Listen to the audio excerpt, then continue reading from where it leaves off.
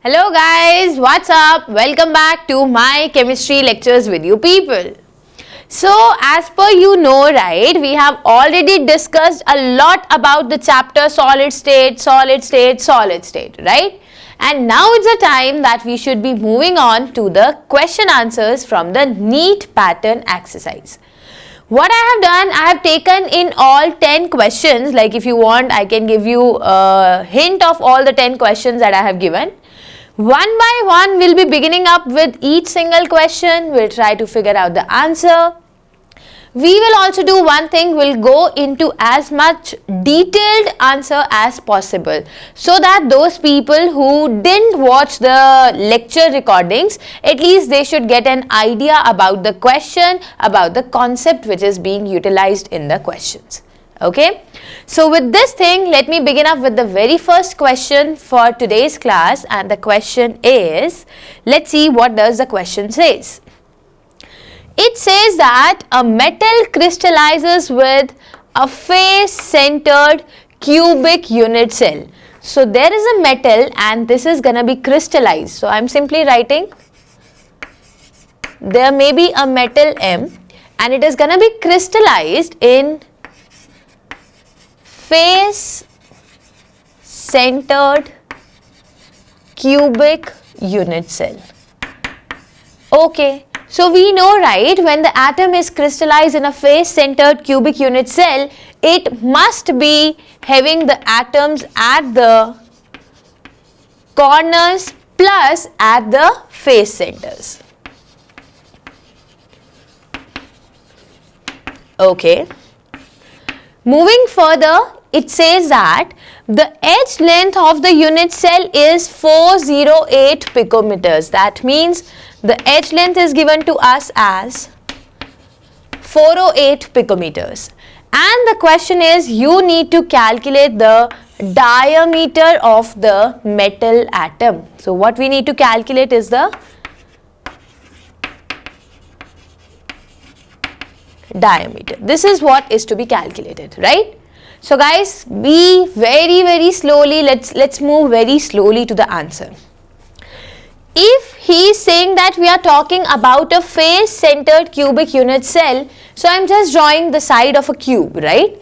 Now what I'll do is, I will first draw an atom in the center of the face, and then I will draw 4 atoms, something like this.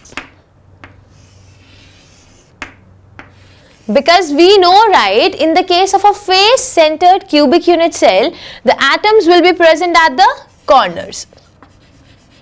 Plus, the atoms will also be present at the face centers.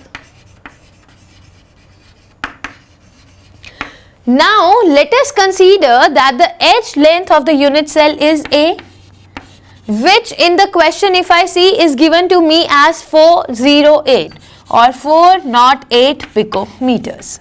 Fine enough? Now guys, see carefully, this is 90 degree. So if this is A, this is also A, so can I simply use Pythagoras theorem and we'll get the value of this diagonal equal to root 2A, right? So I can simply say that the value of face diagonal is under root 2A, okay?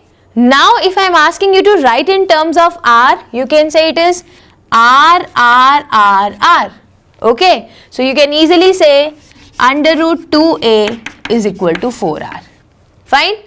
Now guys, see, you don't need to calculate the value of R, you need to calculate the value of diameter.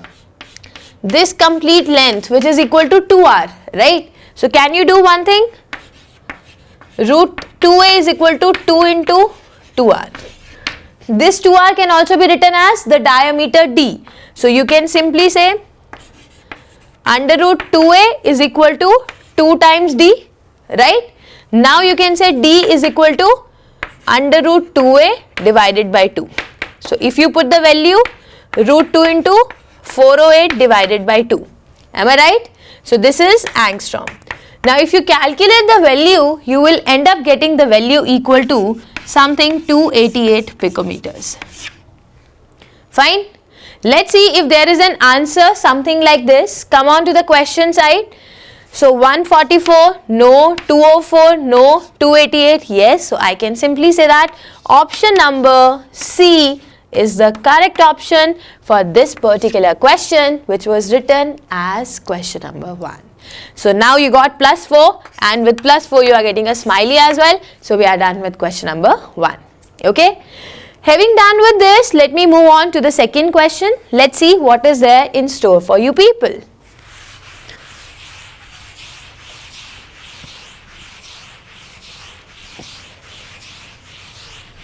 Okay, so coming on to the second question, that is for you people, and the question, let's read it very patiently. The question says that the percentage of free space in the body centered cubic unit cell. See, first I'll tell you the answer very quickly and then we'll go into the detailed form of the answer. You need to calculate the amount of free space in the body centered cubic unit cell. Do you remember what is the percentage efficiency? Or if you do not want to call it as percentage efficiency, you can also call it as percentage packing. So percentage packing in the case of body centered cubic unit cell is something around 68%, right? That means out of 100% space, 68% of the space is already filled up. So if 68% of the space is filled up, you can say that the remaining will be, that will be 100 minus 68, which will give you something 32%. Okay, let's see if there is an answer. Yeah. So option number C will be the correct answer. But guys, I am not asking you to mug it up. Otherwise, if you remember this value of 68%, this is really very important and can be directly used in formulas. But still, for those people who might not have watched my video lectures, for them I am gonna derive the value. See how I'll be deriving the value.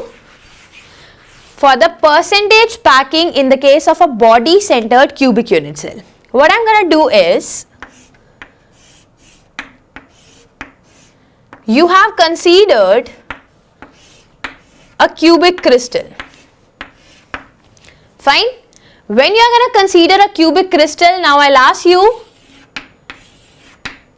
to place the atoms at the corner. Also, I'll be asking you to place one of the atom in the center of the body. Okay. So guys, see carefully, see very carefully. Don't you think when you have placed this pink atom in the center of the body, then all these three diagonal elements, they are touching each other, right? So see, if I am saying that the edge length is A, this is also A. And just 2 minutes back, we found out the length of face diagonal, which was under root 2A. Okay, let me just give them numbers. A, B, C, D, E, F and G. Fine enough? Guys, consider the triangle ACD with an angle ACD equal to 90 degree. Fine? You can see, right, that there is a triangle. Let me just draw the triangle. Something like this you can consider. So also guys, you can very simply say that this A, D and this pink one, these are also the diagonal elements. So they will also touch each other. Okay. So you can say, right, AC square plus CD square will be equal to this diagonal, which is AD square. So AC square will be equal to 2A square plus A square. That means you can say the length of body diagonal. So the length of body diagonal will be found out to be square. So this will be equal to 3A square. That means you can now simply say that the body diagonal will be, so body diagonal will be coming out to be under root 3A. Point number 1, right? Now see carefully guys, we will say either this is the body diagonal, the one I am drawing in dark white, or you can say this pink one is the body diagonal. But in case of body diagonal, actually the figure that looks like is this, this and this, right? And this is the body diagonal. So see R, R, R, R. That means you will finally end up getting the value under root 3a is equal to 4r. Fine. Moving further, how do we need to, how do we calculate the percentage packing? So percentage packing is basically calculated as what? As volume occupied to be divided by the total volume available.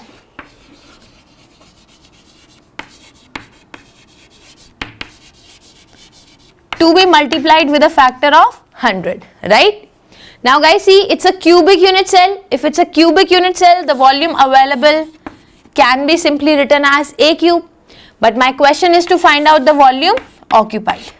If anyhow or the other I get to know what is the value of volume occupied, I'll get the final answer. Let's see further. So volume occupied is what? Don't you think volume occupied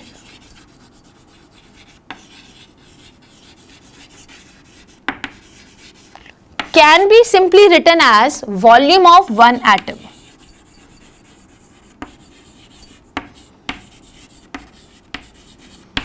To be multiplied by the total number of atoms. What is the volume of one atom? It can simply be written as 4 by 3 pi r cube to be multiplied by the number of atoms.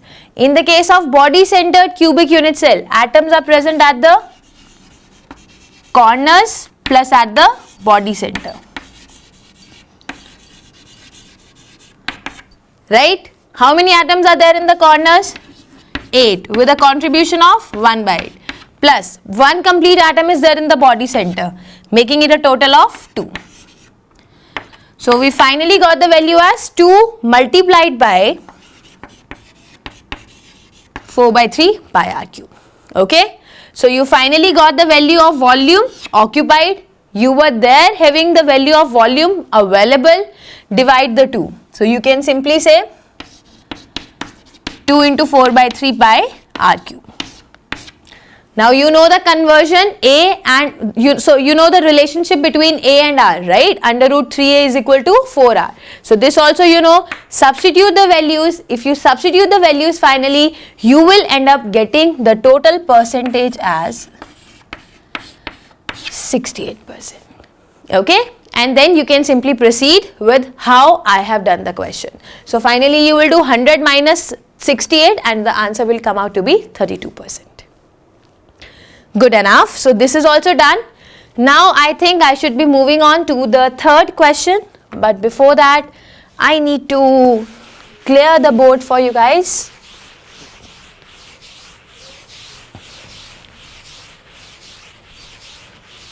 Okay. Fine.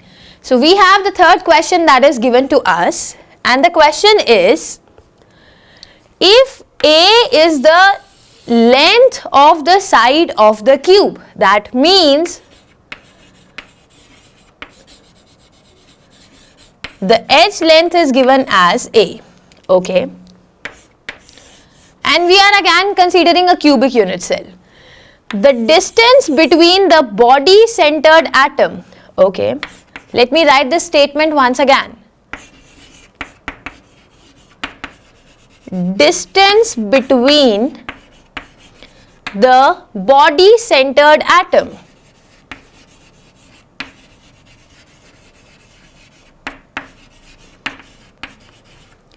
and one corner atom in the cube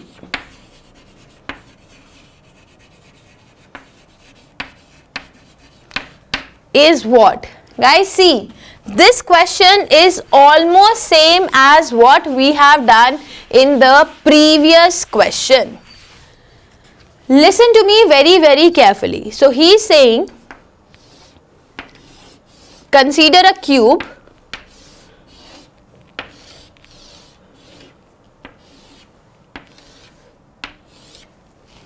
Now, if you are considering a cube, one atom is present in the center of the body, and one atom is there, one here, one here, 1, 2, 3, 4, right? And I just told you 3-4 minutes back that if an atom is present at the center of the body, then they must be touching each other in the diagonal fashion, right? And when they will be touching each other, so he has asked, listen to the statement, he said what should be the distance between the body centered atom and one corner atom. But they are touching, right? So when they are touching, don't you think I should simply consider this particular center and this particular center? And I am not sure, I didn't show it in the figure, but they actually touch each other.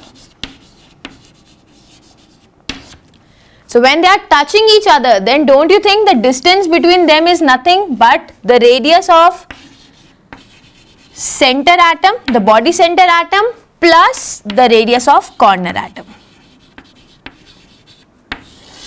But both of them are same, right? And if both of them are same, so this will be equal to 2r. So we need to calculate the value of 2r. That's the question. Okay. So guys, from the previous question, now you realize, right, that under root 3a is equal to 4r, right? But if I write under root 3a, can I write it to be 2r? What is the final value of 2r? We need to calculate the final value of 2r. So this should be under root 3a divided by 2. And this is the answer. Right? Let's see if we get some answer. Root 3a by 2. 2 by root 3a. Root 3a by 4. 4 by root 3a. Root 3a by 2. Cool enough? So we have finally got the answer for question number 3 as well. Oh my God, a sigh of relief. Let us now finally come on to the fourth question.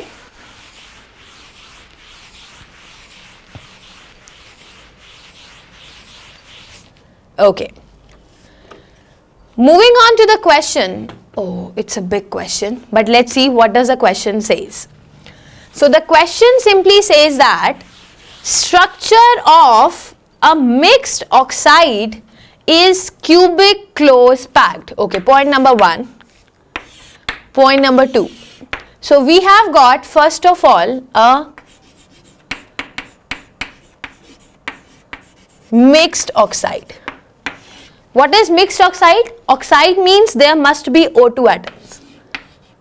This are must, right? Mixed means there may be 2 or more metals.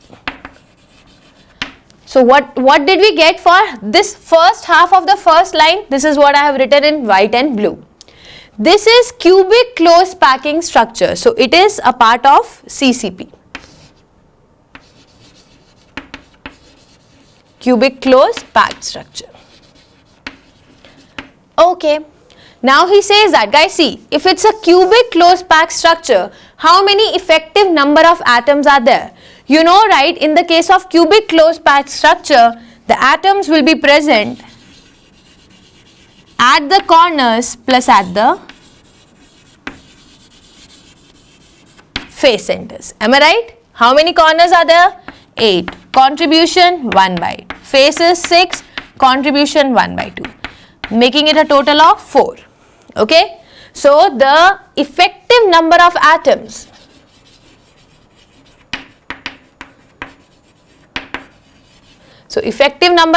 is 4, right? We know, right, if the effective number of atoms is 4, then the number of octahedral voids.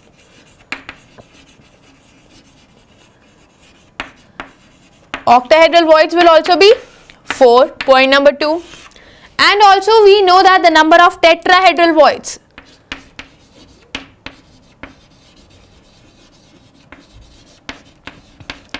So tetrahedral voids will be double the number of octahedral voids, which will be 8. So we know these 3 things, right? Let us continue further with the question. The question says that the cubic unit cell of metal oxide is composed of oxide ions. That means oxide ions are present in the CCP fashion. CCP fashion means how many oxide ions will be there? 4. So how many O will be there? 4. Okay. So can I simply write O4? Okay. Now moving further, 1/4 of the tetrahedral voids are occupied by the divalent metal atom A. Point number 1. He is saying divalent. Divalent means that A will be having a total of +2 charge. And how many such atoms are there? He said 1/4 of tetrahedral voids. So tetrahedral voids are 8. So 1/4 of 8 will get the answer as 2.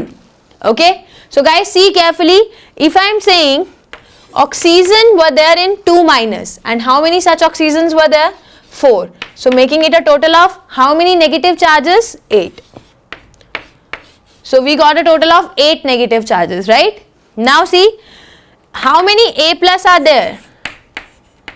A 2 plus, finally we get 2. So how many positive charges are there? So 2 into 2, 4 positive charges. Okay. Moving further, and the octahedral voids are occupied by a monovalent atom metal B. Right. So that means all the octahedral voids have been occupied. Let us see. So how many octahedral voids were there? 4. And all of them have been occupied by B plus. So when all of them were occupied by B plus, so what should I say? We will say 4 B plus are there, making it a total of 4 positive. First see whether the charge is balanced or not. 8 negative, 4 positive, 4 positive, making it a total of neutral. Right? Now see, are we getting any formula of the compound? So we have A2, so 2A are there, B4, 4 B's are there, and O4, 4 O's are there, right? So if I figure out the final answer, let us make it simplified. So we will get A B2O2. Let us see if we are having any options. AbO2, no. A2BO2, no. 3 is not an option, so no. AB2O2 is the correct answer. Oh my god.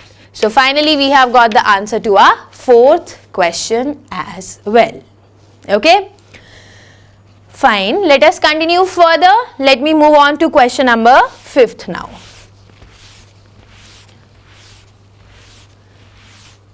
So preparing the board for you people. And the question number 5th that we have is the number of octahedral voids which are present per atom in a cubic close packed structure is. Again, it's the same type of question. So the question is, we need to calculate the number of octahedral voids. Guys, see the mistake that you people will do. Just 2-3 minutes back we have done, okay, it is still written on the board. You can come to this particular part.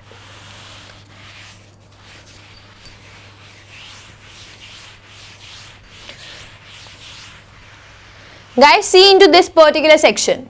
What I had written earlier was basically for a face-centered cubic unit cell, right? In the case of face-centered cubic unit cell, we just got to know that total number of atoms were 4. Also, I told you that the total number of octahedral voids are 4, right? Whereas the number of tetrahedral voids are 8. Many students, what they'll do, they'll simply see you need to calculate the number of octahedral voids in CCP unit cell. And you'll be like, ma'am, we have marked it up, answer should be 4, right? And many of you people will go to option number B. But see the question carefully. The question says number of octahedral voids per atom which is present in CCP structure. That means he is asking you number of octahedral voids divided by, per atom means the total number of atoms.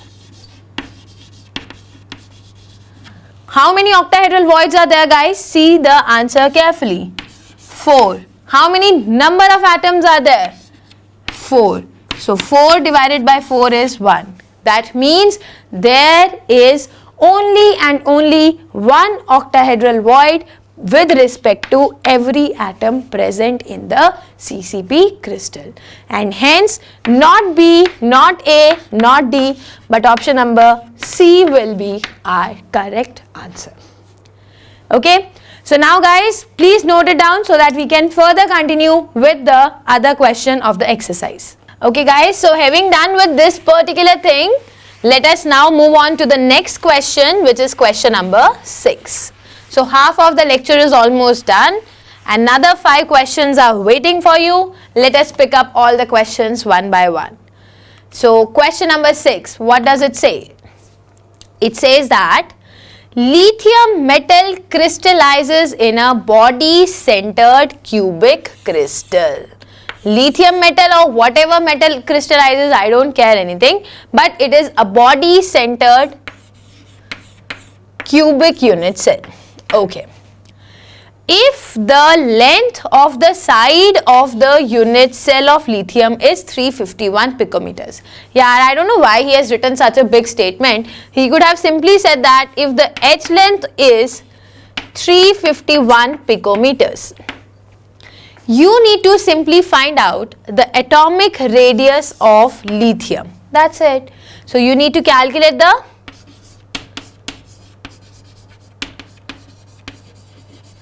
atomic radius of lithium.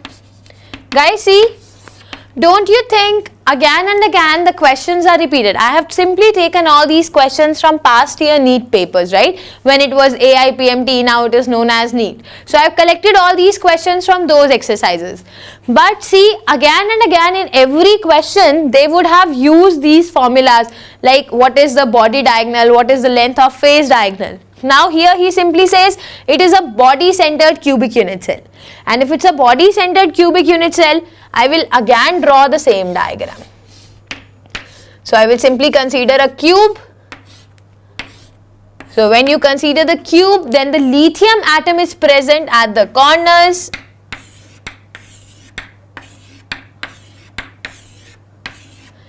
See, there is no another atom, but the same lithium atom is present at the center also, right? And you know that the atom which is present at the body center will touch the corner atoms. So this is the body diagonal, and the length of the body diagonal you know is under root 3a. Just now we calculated, and this is again equal to radius of 1 plus 2 plus 3 plus 4 is equal to 4r, right? Now what is the edge length which is given to me?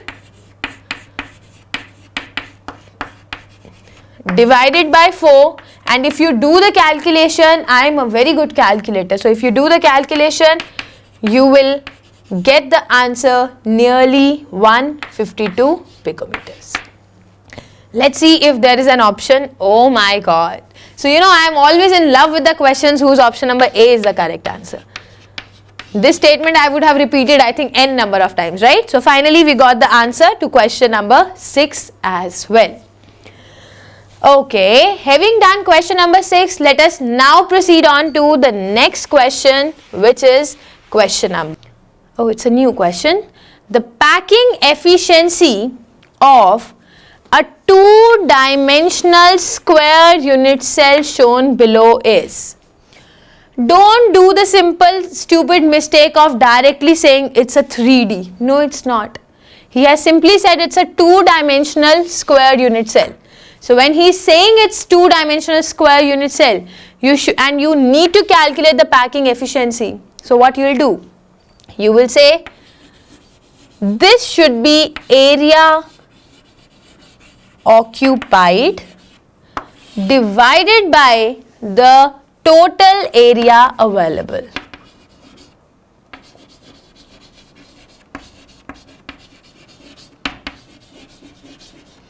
Multiplied by 100. Okay.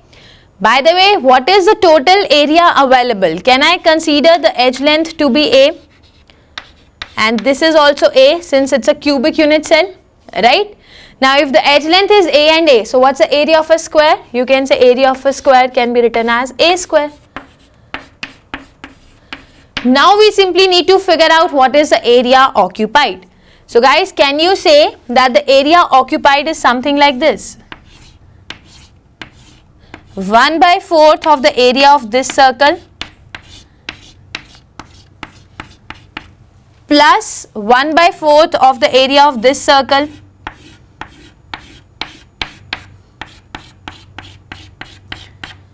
plus, so making it a total of area of half the total circle, plus 1/4 of the area of this circle, that means 3/4 of the area of the circle, plus again 1/4 of the area of this circle, right? That means a total of area of one circle. The radius is r. So what is the area of a circle? Can you simply say pi r square? Right? But in the numerator it is r, in the denominator it is a. So we need to find out the relationship between a and r. Can you now simply say that, ma'am, a is equal to 2r? Right? So when you are simply saying that a is equal to 2r, substitute the value here. What you will be getting? Pi r square divided by 2 into 2, 4, r square into 100, which is pi/4, and if you calculate, the answer will be something 78.5%. Let's look into the options. 39, no. 68, no. 74, no. 78, yes. Even I like these questions. These are good, right? See, you say no, no, no, yes, or you say yes, no, no, no. So that's good, right? Okay, so finally we are now done with question number 10th also, which was the last question of this particular series.